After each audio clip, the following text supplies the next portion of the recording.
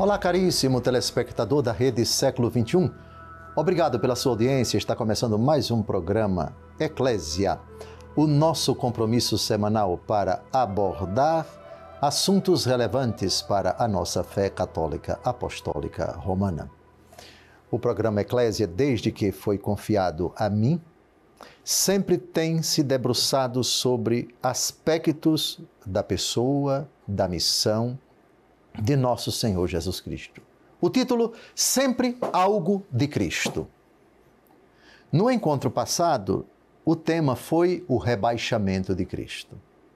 E eu já deixei, assim, no ar, o tema que seria o oposto do rebaixamento, e vocês já devem ter concluído. O tema de hoje, a exaltação de Cristo. O Cristo que se rebaixa, o Cristo que é exaltado. Abaixar-se, elevar-se. Essas duas realidades integram a fé dos cristãos em Jesus.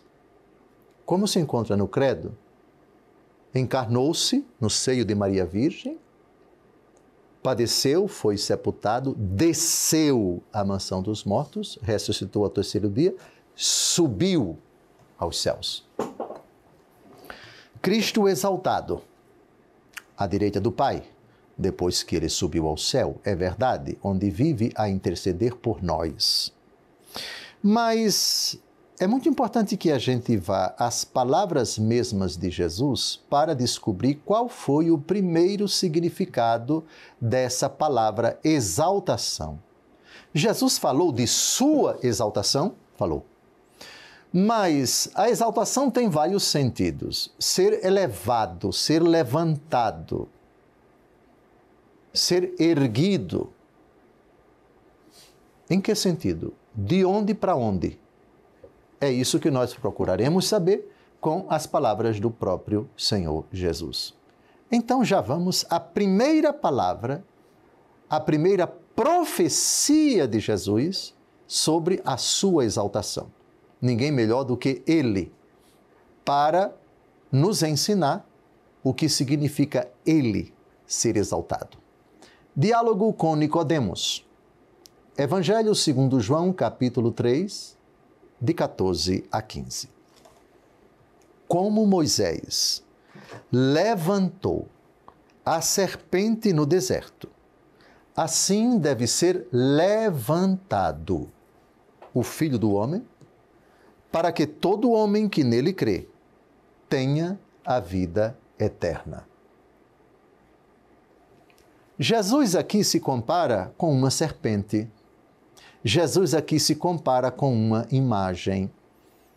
Algumas pessoas dizem, Deus sempre proibiu fazer imagens. Não é verdade. Deus proibiu fazer imagens. Mas Deus também mandou fazer imagens. Deus proibiu fazer imagens quando as imagens eram confeccionadas com o intuito de serem adoradas. Aí não eram imagens, eram ídolos. Ídolo, imagem construída para ser adorada. Isso Deus proíbe. Mas quando a imagem é erigida para ser um sinal que remete para o Deus transcendente, Deus não apenas não proíbe, como manda fazer uma imagem.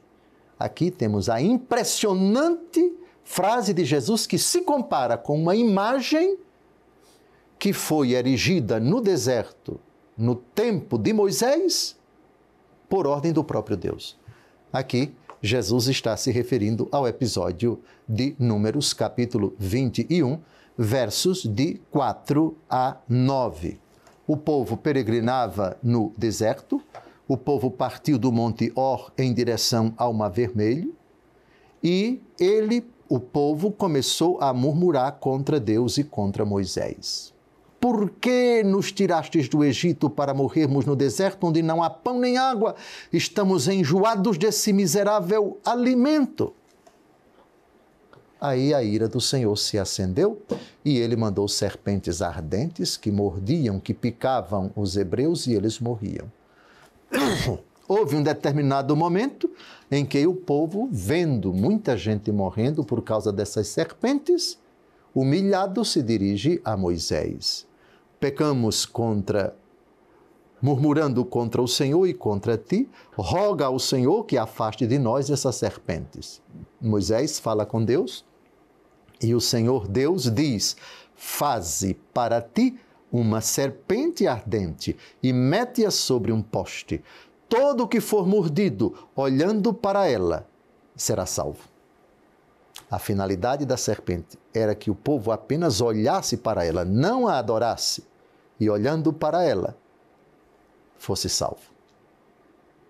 Agora vamos à interpretação do grande Santo Agostinho, a essa frase de Jesus, que se compara com essa serpente de bronze erigida no deserto por ordem do próprio Deus. Fantástica essa frase. Peço a você que memorize-a, por favor. Aspas. Os homens eram mordidos. Olhavam para a serpente e ficavam curados. O que representavam essas serpentes que mordiam? Os pecados que provêm da mortalidade da carne.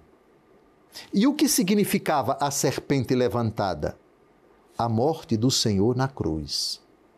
Com efeito, como a morte veio pela serpente, foi figurada pela imagem da serpente. A mordida da serpente era letal. A morte do Senhor é vital. Olha-se para a serpente, para que a serpente nada mais possa. O que significa isso? Olha-se para a morte, para que a morte nada possa. O que significa isso? Mas para a morte de quem? Para a morte da vida. Se é que se pode dizer morte da vida, ou melhor, precisamente porque se pode dizer, isso é coisa que admiravelmente se diz. Por acaso, não se deverá dizer o que viria a realizar-se? Hei de hesitar em dizer que o Senhor se dignou fazer por mim? Cristo não é a vida? E todavia, Cristo está na cruz. Cristo não é a vida? E todavia, Cristo morreu. Mas na morte de Cristo, a morte foi morta. Porque a vida morta matou a morte. A plenitude da vida engoliu a morte. A morte foi absorvida no corpo de Cristo. Fecha aspas. Mas isso é fantástico. A primeira vez que Jesus fala de sua exaltação, não é se referindo à sua ascensão ao céu. Não. É se referindo à cruz. Jesus, portanto, é a nossa, aspas, serpente que traz a vida. Ele se comparou com uma serpente. Assim como Moisés levantou a serpente no deserto, assim deve ser levantado o Filho do Homem, para que todo o que nele crê tenha a vida eterna. Agora vamos à segunda vez que Jesus fala da sua exaltação. A segunda vez que Jesus fala do seu levantamento. João, capítulo 12, versículo 32. Agora é o juízo deste mundo. Agora será lançado fora o príncipe deste mundo. E quando eu for levantado da terra, atrairei todos os homens a mim. Dizia, porém, isto, significando de que morte havia de morrer. De novo, Jesus fala do seu levantamento, da sua exaltação, referindo-se ao mistério do Calvário, não referindo-se à sua ascensão. A ascensão vai adquirir, também nesse versículo, quando eu for levantado da terra, na perspectiva de Pentecostes e da sua segunda vinda, o sentido pós-pascal, após a Páscoa. Mas o sentido dado por Jesus, primeiro em João 12, 32, dizia isto significando de que morte havia de morrer. Aqui está o levantamento que atrai todos os homens a ele. Mas a pergunta é, todos? Absolutamente todos? Ou Jesus, quando diz todos, se refere a uma categoria de homens? Pode-se incluir todos os homens, inclusive os pecadores, nessa profecia de Jesus? quando eu for elevado da terra, atrairei todos a mim? Mas o diabo é atraído por Jesus? E os que estão em pecado mortal são atraídos por Jesus enquanto não se convertem? Sim ou não? Herodes foi atraído? Não foi. Pôncio Pilatos foi atraído? Não foi. Os sumos sacerdotes que insultaram Jesus, desça da cruz, você que salvou tantos, salve-se a si mesmo.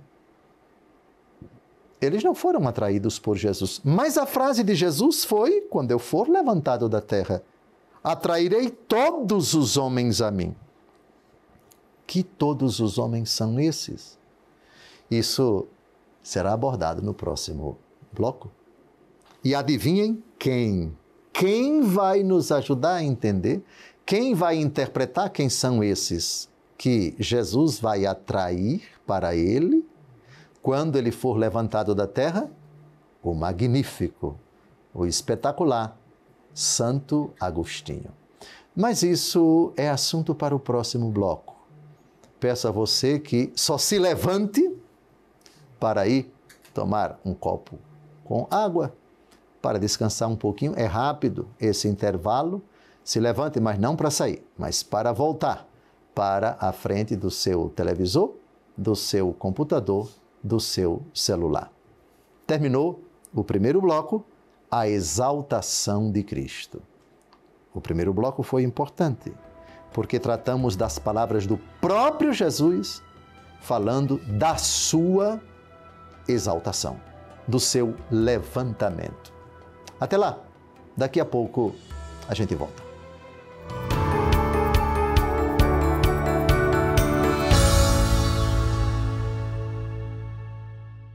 Olá, caríssimo telespectador da Rede Século XXI, obrigado por ter permanecido conosco depois desse breve intervalo.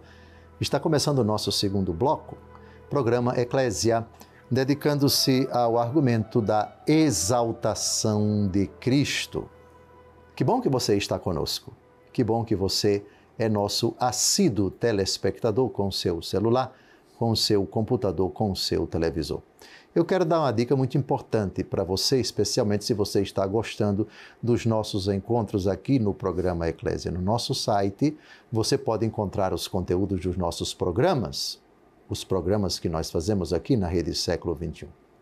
Também as minhas homilias e ainda um espaço para que você deixe o seu pedido de oração. Acesse domjosefalcão.com.br.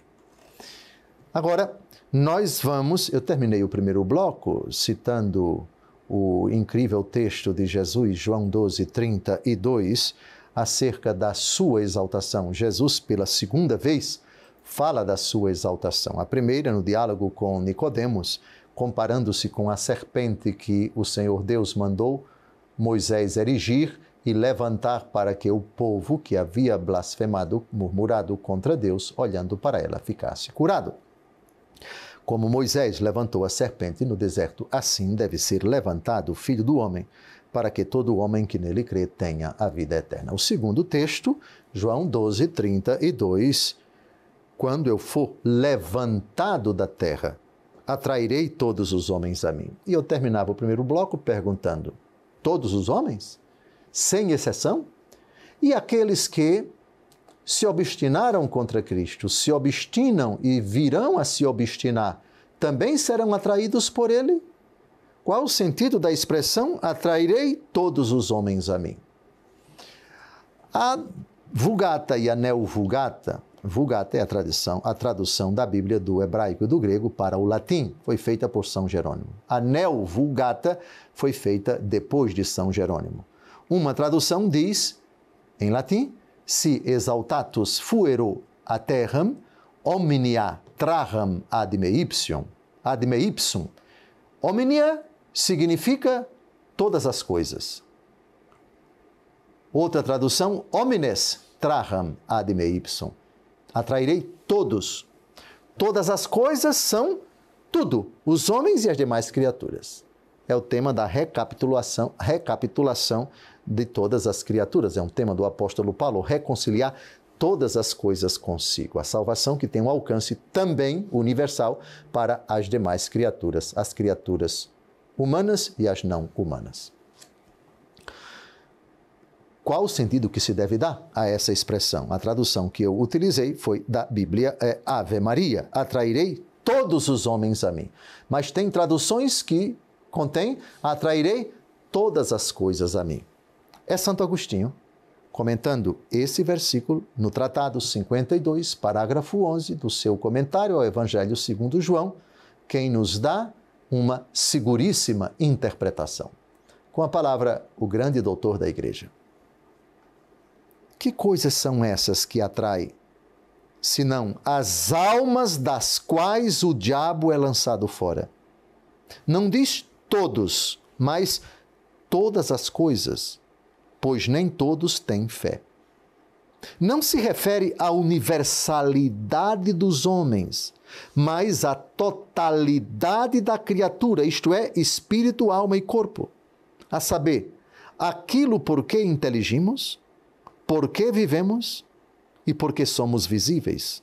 Ou, caso se deva interpretar como todos os homens, podemos dizer todos os predestinados à salvação.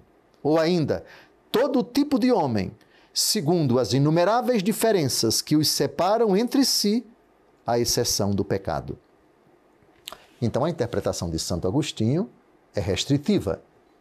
Não é todos os seres humanos, os que estão em pecado mortal e os que estão na graça, os que estiverem em pecado mortal e os que estarão na graça, os que estão no céu e estão no inferno, os que estão no inferno estarão no céu e estarão no inferno. Não. A atração que Jesus exerce é fruto de uma iniciativa da graça de Deus e de uma sedução que essa mesma graça opera no coração da pessoa, respeitando a decisão dela. Jeremias, capítulo 20, versículo 7.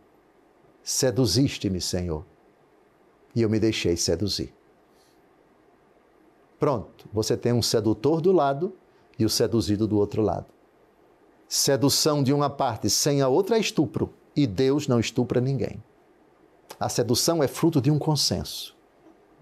Cristo seduz o coração da pessoa, levando a pessoa a docilmente aceitá-lo. E quando eu for elevado da terra, atrairei. O tema da atração, João 12, 32. Supõe o tema da sedução, Jeremias capítulo 20, versículo 7. E quem foi seduzido por alguém sabe perfeitamente do que eu estou falando. Em âmbito conjugal, em âmbito de namoro, de noivado, de casamento, etc. Ele a seduziu. Ela se deixou seduzir. Ela o seduziu. E ele se deixou seduzir por ela. Pronto. Aqui está o sentido de, quando eu for elevado da terra, atrairei todos a mim. Isto é, todos os que eu me dirigindo docilmente a eles. Eis que estou à porta e bato. Se alguém abrir, entrarei e cearemos juntos. Eu com ele e ele comigo. Apocalipse 3, versículo 20. A primeira pregação da igreja, no dia de Pentecostes, foi feita por quem? Você já sabe quem foi o primeiro apóstolo a pregar após a efusão do Espírito Santo sobre a igreja. No cenáculo foi o apóstolo Pedro. Aliás, no finalzinho do discurso do apóstolo Pedro, o tema da exaltação de Cristo é citado explicitamente. E lembrem-se, a primeira pregação da igreja no dia de Pentecostes para nós é paradigmática. Ela contém todos os elementos essenciais do querigma, isto é, do anúncio da salvação que Deus operou por Cristo na força do Espírito Santo. Atos dos Apóstolos, capítulo 2, versos de 32 a 36. A este Jesus, Deus o ressuscitou, do que todos nós somos testemunhas. Atenção agora, exaltado pela direita de Deus, havendo recebido do Pai o Espírito Santo prometido, derramou-o como vós vedes e ouvis. Pois Davi pessoalmente não subiu ao céu. Todavia diz, o Senhor disse a meu Senhor, Senta-te à minha direita, até que eu ponha os teus inimigos por escabelo dos teus pés. Que toda a casa de Israel saiba, portanto, com a maior certeza, de que este Jesus, que vós crucificastes, Deus o constituiu Senhor e Cristo. Exaltado pela direita de Deus. Aqui agora, a exaltação, a elevação de Cristo não é mais a cruz, se bem que ela é suposta, mas a ascensão do Senhor. Isto é, o que foi elevado na cruz, foi elevado, glorioso, ressuscitado ao céu, onde se assentou à direita de Deus Pai. É hora, então, agora de evocar um outro texto famoso, já repetido aqui no programa anterior muitas vezes. Cristo foi exaltado acima de todo nome, para que ao nome de Jesus nosso Senhor se dobre reverente todo o joelho. Vocês já sabem que texto é esse, o famoso hino cristológico do apóstolo Paulo na carta aos Filipenses, capítulo 2, versos de 6 a 11. Com a palavra São Paulo falando da exaltação de Cristo, não mais no sentido do Calvário, mas no sentido da ascensão. Sendo ele de condição divina, não se prevaleceu de sua igualdade com Deus, mas aniquilou-se a si mesmo, assumindo a condição de escravo e assemelhando-se aos homens. E sendo exteriormente reconhecido como homem, humilhou-se ainda mais, tornando-se obediente até a morte e morte de cruz. Atenção agora, atenção agora. Por isso, Deus o exaltou soberanamente e lhe outorgou o nome que está acima de todos os nomes, para que ao nome de Jesus se dobre todo o joelho, no céu, na terra e nos infernos, e toda língua confesse, para a glória de Deus Pai, que Jesus Cristo é Senhor. Deus o exaltou soberanamente. Aqui é Deus Pai quem soberanamente eleva Jesus. Mas não esqueçamos que tudo que o Pai tem, o Filho tem. Portanto, Jesus é exaltado pelo poder do Pai e pelo seu próprio poder. A exaltação de Cristo, introduzindo à direita do Pai, é decorrência da primeira exaltação no Calvário. Quando eu for elevado da terra, atrairei todos a mim. A primeira elevação, que aliás levou à conversão de quem? Quem pode dizer quem foi?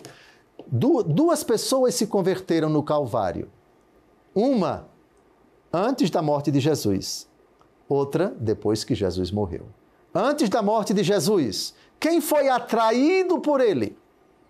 Lembra-te de mim quando estiveres no teu reino. Hoje estarás comigo no paraíso. A segunda pessoa, verdadeiramente este homem era o Filho de Deus, o centurião. Dois foram atraídos por Jesus na hora em que ele foi elevado da terra no Calvário. Está terminando o nosso segundo bloco? Não saia daí. No terceiro, terminaremos o nosso percurso bíblico e no quarto bloco responderemos as perguntas. Um grande abraço, daqui a pouco a gente se encontra.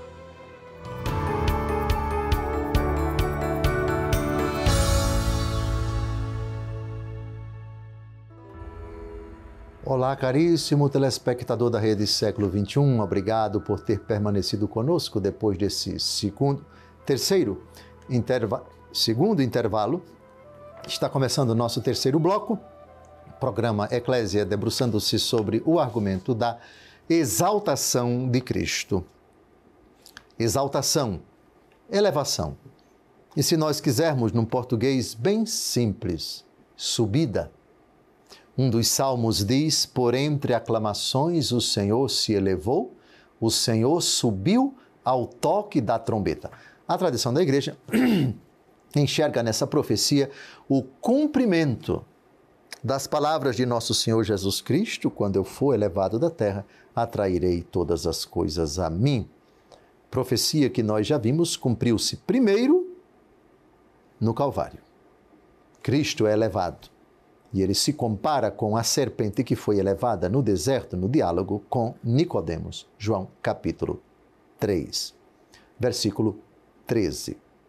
Mas também se cumpre quando ele sobe ao céu na presença dos apóstolos, ausentando-se dos sentidos deles, e adentra solenemente na glória do Pai ressuscitado, onde está a interceder por nós e de onde um dia virá para julgar os vivos e os mortos.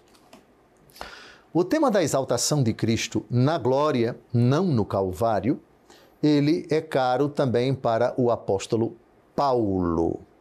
O apóstolo Paulo diz, na 1 Coríntios, capítulo 3, versículo 16, é um hino cristológico com várias etapas. Ele vai aparecer aí na tela do seu celular, do seu computador, do seu televisor, e São Paulo mostra exatamente as etapas do rebaixamento e as etapas de sua elevação.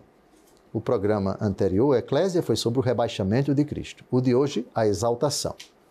Esse duplo movimento de descida e de subida não apenas aparece no hino cristológico de Filipenses 2, de 6 a 11, ele rebaixou-se, humilhou-se, obediente até a morte e morte de cruz, por isso Deus o exaltou soberanamente, etc.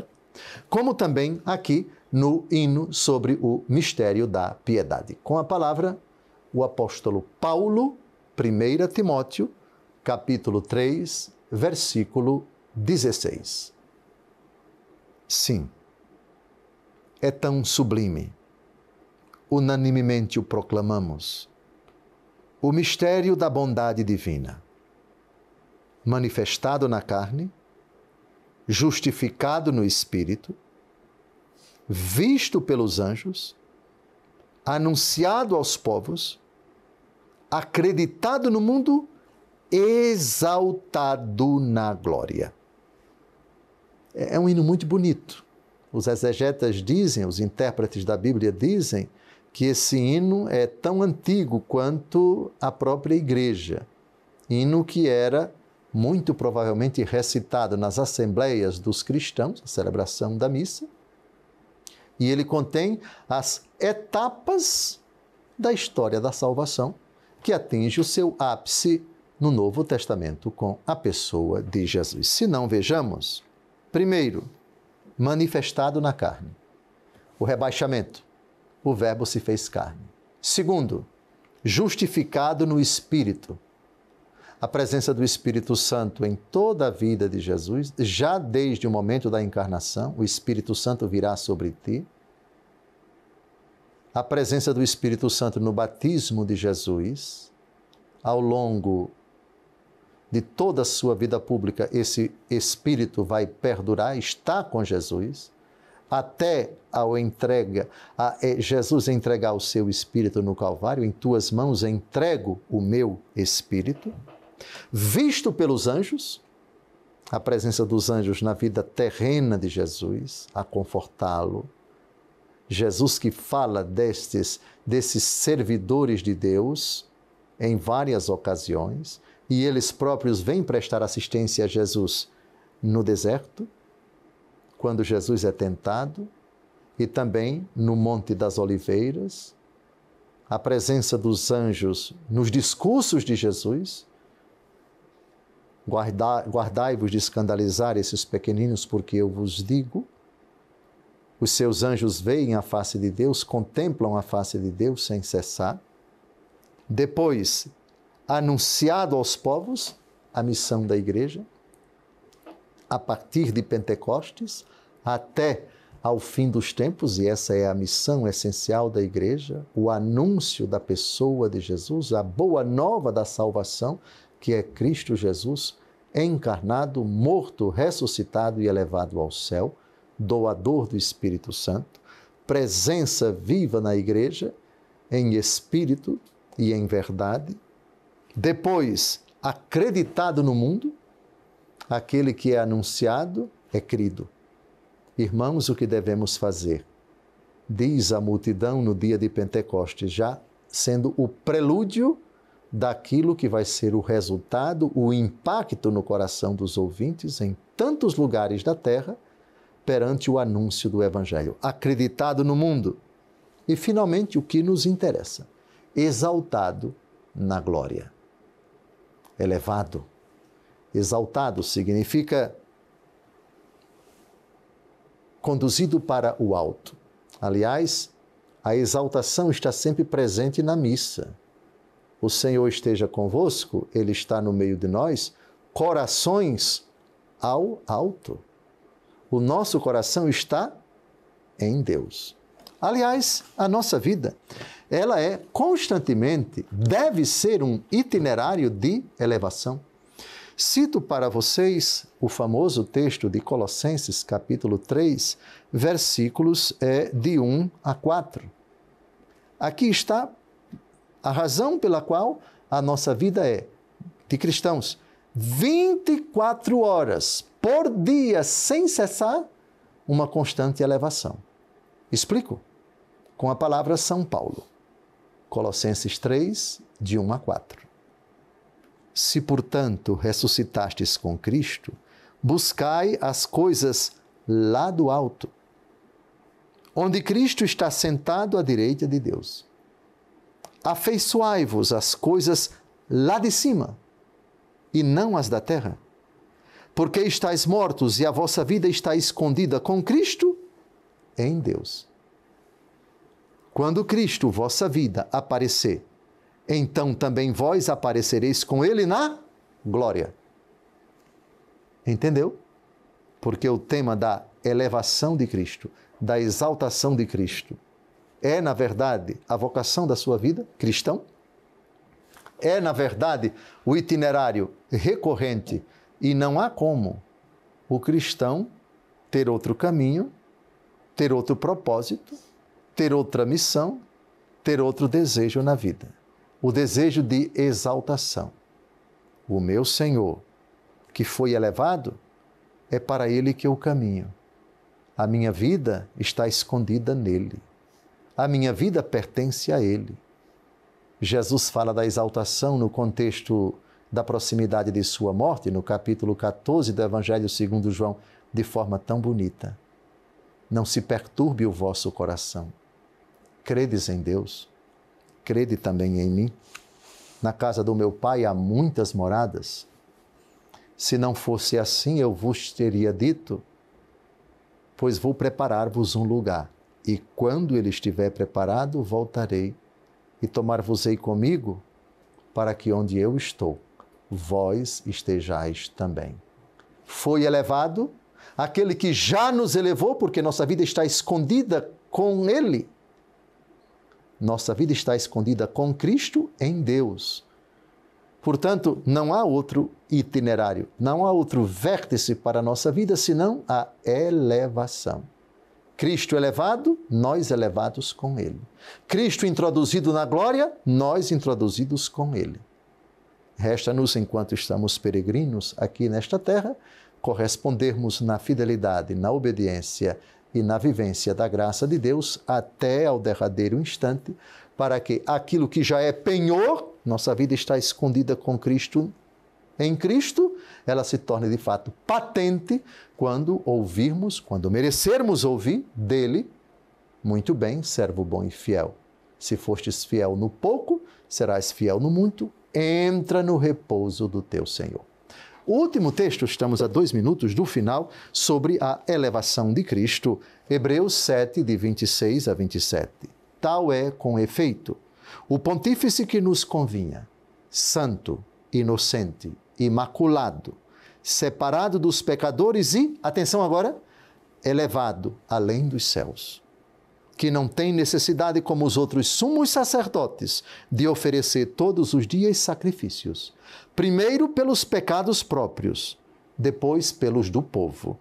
Por isto o fez de uma só vez para sempre, oferecendo-se a si mesmo, elevado além dos céus. Os céus aqui são o firmamento que nós vimos, que nós percebemos. Não é elevado além de Deus mesmo. Se por céu entendermos a vida eterna em Deus, não existe nada acima de Deus. Mas é uma expressão para dizer o ápice do ápice, a elevação da elevação, o cume de toda a elevação, acima do qual não existe, nem pode existir absolutamente nada maior. A elevação das elevações é o próprio Deus uno e trino. Pronto. Terminamos o terceiro bloco. O último será para responder as perguntas. Desejo que as perguntas sejam elevadas, para que eu possa, educadamente, humildemente, diante da implacável missão do Caio, o nosso carrasco de plantão, eu possa me sair bem respondendo às perguntas que certamente chegarão inteligentes para eu conhecê-las. Não agora, nem sei quais são, mas certamente, como é de costume, elas vão ser apresentadas de supetão a queima-roupa. Oxalá o Deus Todo-Poderoso me eleve com a força do seu Espírito para que eu as responda corretamente. Não saia daí. Daqui a pouco a gente volta.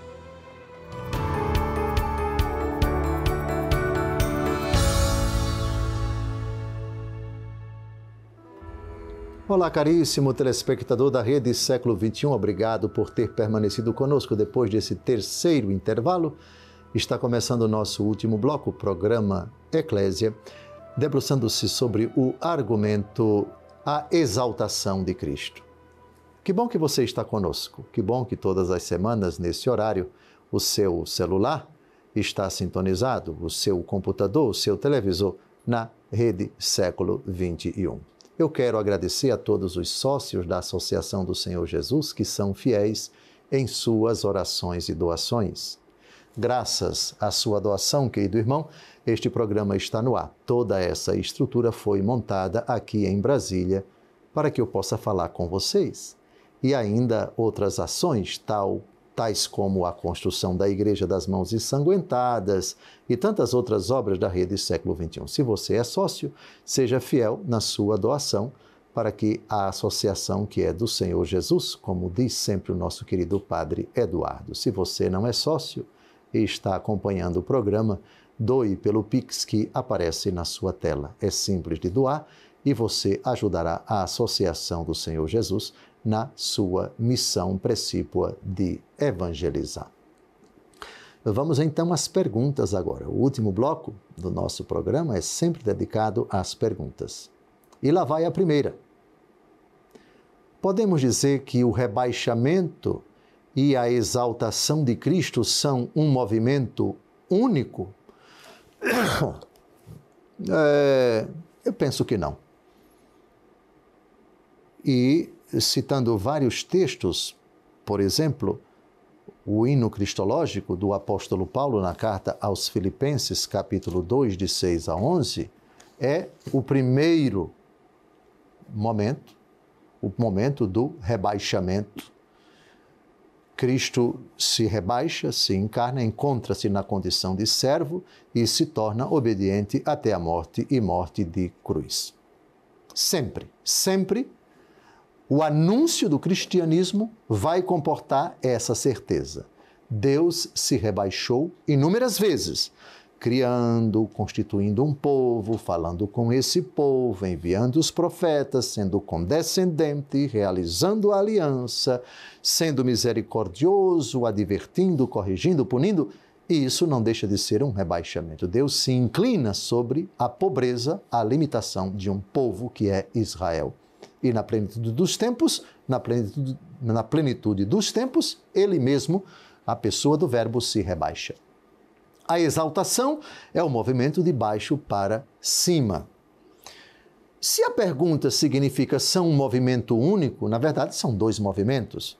Mas se a pergunta quer dizer Deus sempre se rebaixa e sempre se eleva, a resposta é sim, se nós pegarmos Hebreus capítulo 13, versículo 8. Jesus Cristo é o mesmo ontem, hoje e por toda a eternidade. Nesse sentido, é o mesmo que se rebaixa e sempre vai se rebaixar. E é o mesmo que se exalta e sempre vai ser exaltado. Então, rebaixamento e exaltação constituem, digamos assim, modalidades da única pedagogia divina em Cristo Jesus. Nesse sentido, sim. No sentido de que rebaixamento é um movimento de cima para baixo e exaltação é um movimento de baixo para cima, então não é um movimento único, são dois movimentos. Mas eu quero interpretar a pergunta, podemos dizer que rebaixamento e exaltação são um movimento único? No sentido de Hebreus 13:8, Jesus Cristo é o mesmo? Sim, porque não há mudança, Deus não pode senão rebaixar-se. E aquele que se rebaixou, obediente até a morte e morte de cruz, não pode senão, depois disso, ser elevado soberanamente. Bom, vamos então à segunda pergunta. É certo dizer que a exaltação de Cristo é o episódio final da história da salvação? Ah, sim, sem dúvida. E cito a primeira, veio agora, 1 Coríntios, capítulo 15, de 20 a 25. 1 Coríntios 15. Cristo ressuscitou dentre os mortos, como primícias dos que morreram. Com efeito, se por um homem veio a morte, por um homem vem a ressurreição dos mortos. Assim como em Adão todos morrem, assim em Cristo todos reviverão.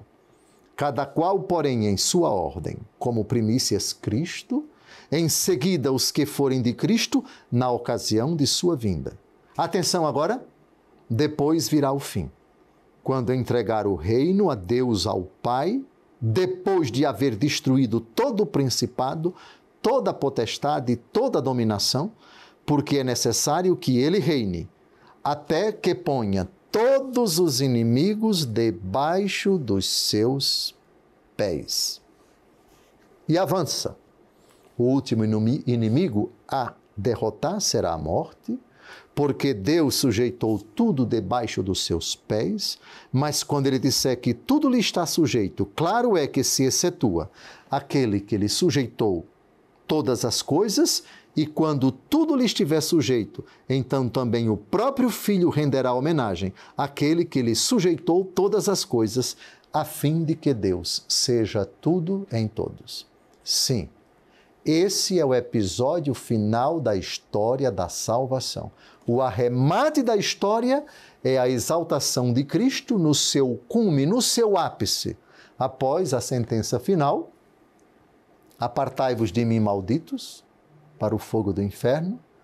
Antes, vinde benditos para o reino do meu Pai, preparado para vós desde a criação do mundo. Então, a pergunta, é certo dizer que a exaltação de Cristo é o episódio final da história da salvação? Sim. Mas vejam, num certo sentido já aconteceu. Cristo já foi exaltado, já está sentado à direita do Pai.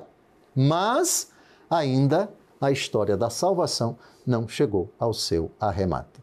A resposta é sim a essa pergunta muito inteligente. Próxima pergunta, a terceira. Qual a melhor forma do ser humano exaltar a Deus em seu cotidiano? Bem, Mateus capítulo 5, versículo 16. Brilhe vossa luz diante dos homens, para que vejam vossas boas obras e glorifiquem vosso Pai que está nos céus. É assim que nós exaltamos a Deus, com nossa conduta, de filhos coerentes, de filhos obedientes, de luzeiros que refugem a luz de Cristo em nós. Aliás, um dos pedidos do Pai Nosso responde bem a essa pergunta. Santificado seja o vosso nome. Como assim? Deus em absoluto é santo. O nome do Pai não precisa ser santificado nele, mas em nós sim. Isto é, Senhor, que na minha conduta eu dignifique, eu santifique o teu nome, fazendo jus ao honroso título de filho adotivo vosso. Aqui nós exaltamos o Pai, santificamos o Pai com a nossa conduta. Conduta santa. Brilhe vossa luz diante dos homens, para que, vendo vossas boas obras, glorifiquem o Pai que está nos céus. Vamos então, estamos a 3 minutos do final. Vamos à última pergunta, se não me engano. Em Lucas 18, 14, a pessoa citou um texto da Escritura. Gostei do estilo dela, porque é bíblico. 18, 14, leio. Digo-vos, este voltou para casa justificado e não outro, pois todo o que se exaltar será humilhado, e o que se humilhar será exaltado. É o arremate da parábola do fariseu e do publicano. Sim, vamos à pergunta. Em Lucas 18, 14, Jesus fala que quem se humilha será exaltado. O senhor bispo pode comentar de que tipo de exaltação Jesus está falando? Bem, no contexto da parábola, a exaltação prepotente, arrogante de um coração soberbo e orgulhoso é exatamente essa, a do fariseu que em pé, os dois subiram ao templo para orar. Um era fariseu, o outro era publicano. O fariseu, o religioso. O publicano, um cobrador de impostos, um pecador público. Vejamos a oração de exaltação arrogante dele. Versículo 11. Graças te dou, ó Deus, que não sou como os demais homens, ladrões, injustos e adúlteros, nem como o publicano que está ali. Jejuo 2 vezes na semana e pago o dízimo de todos os meus lucros. Isso é presunção, isso é petulância, isso é arrogância. Isso é uma exaltação pecaminosa, onde você, prescindindo da graça de Deus, presume dos seus méritos. Você se exaltou, elevando-se como santo, como justo, olhando apenas para as suas virtudes, esquecendo que elas são fruto da graça de Deus. E ao se comparar com o pecador, você o debochou. Você fez pouco caso dele. Essa é a exaltação pecaminosa. Portanto, quem se exalta, absolutizando os seus méritos que não existem em absoluto, você será humilhado. Não voltará para casa justificado. Pronto. É essa exaltação de que Jesus está falando. Qual é? Todo que se exaltar será humilhado. E aquele que reconheceu o seu pecado e disse apenas: Deus, tem piedade de mim que sou pecador, humilhou-se, reconhecendo sua miséria, foi justificado por Deus. Voltou para casa justificado. Humilhou-se e por isso foi exaltado. Terminou mais um programa. Deus abençoe você. Deus abençoe sua família. Até o próximo encontro com a graça de Deus. E seja fiel, sendo um telespectador assíduo com o seu celular, o seu computador, o seu televisor. Um grande abraço. Até breve, se Deus quiser.